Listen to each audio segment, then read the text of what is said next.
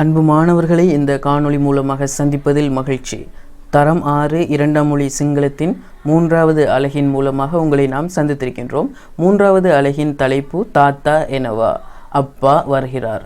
சரி, இதனை நாம் வாசித்து அதனுடைய கருத்துக்களை இனங்காண்போம். அம்மா அம்மா என்ன, அம்மா அம்மா வாருங்கள். சிங்களத்திலும் அம்மா என்பதற்கு அம்மா என்பதாகத்தான் காணப்படுகின்றது.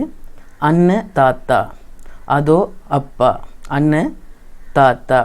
இங்கே அண்ண என்பது ஒரு பொருள் ஒன்றை அல்லது ஒரு மனிதரை அல்லது ஒரு இடத்தை சுட்டி காட்டுவதற்காக பயன்படுத்தப்படுகின்றது.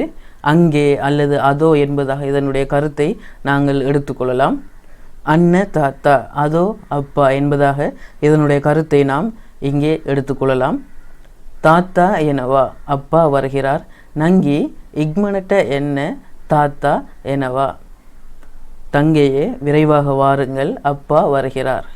அக்கா என்ன, அக்கா என்றால் அக்கா சகோதரி, அக்கா. அக்கா என்ன, அக்கா வாருங்கள். ஐயா அண்ணா, ஐயா கோ, அண்ணா எங்கே, ஐயா இன்னவா. பஸ்ஸக்க எனவா, பஸ் என்பது ஆங்கில மொழி சொல், அதனுடன் எக்க என்பது சேர்ந்து வரும். பஸ்ஸில் போகின்றார், எனவா என்றால் போகின்றார். தாத்தா பொத்த, இங்கே பொத்த என்பது புத்தகம், தாத்தா என்றால் அப்பா. அப்பா புத்தகம் எங்கே இருக்கின்றது என்பதாகத்தான் இதனுடைய கருத்து காணப்படுகின்றது. அந்த கருத்தின் மூலமாக கேட்பதாகத்தான், அந்த கருத்து மறைந்திருக்கும் வண்ணமாக கேட்பதாகத்தான் இந்த வசனம் அமைந்திருக்கின்றது. தாத்தா பொத்த, பொத்த கெனாவா, புத்தகத்தை கொண்டு வந்திருக்கின்றேன் என்று அப்பா அதற்கு விடையளிக்கின்றார். இங்கே கெனாவா என்றால் கொண்டு வருதல் என்பதாக அதனுடைய கருத்தை நாம் எடுத்துக்கொள்ளலாம். கேனவா என்பதனுடைய இறந்த கால வடிவம்தான் கெனாவா.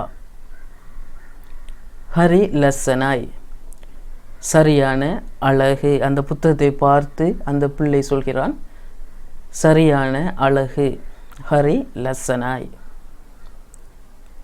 சரி மாணவர்களே, மீண்டும் அதனை வாசித்து பார்ப்போம். தாத்தா எனவா, அம்மா அம்மா என்ன, அண்ண தாத்தா, தாத்தா எனவா. நங்கி இக்மனட்ட என்ன, தாத்தா எனவா. அக்கா என்ன, ஐயா, ஐயா கோ, ஐயா இன்னவா. பஸ்ஸக்க எனவா, தாத்தா பொத்த, பொத்த கெனாவா, ஹரிலசனாய். சரி மாணவர்களே, இந்த காணொளி உங்களுக்கு மிகவும் பிரயோசனமாக இருந்திருக்கும் என நம்புகின்றேன். மற்றொரு காணொளியில் உங்களை நாம் சந்திப்போம்.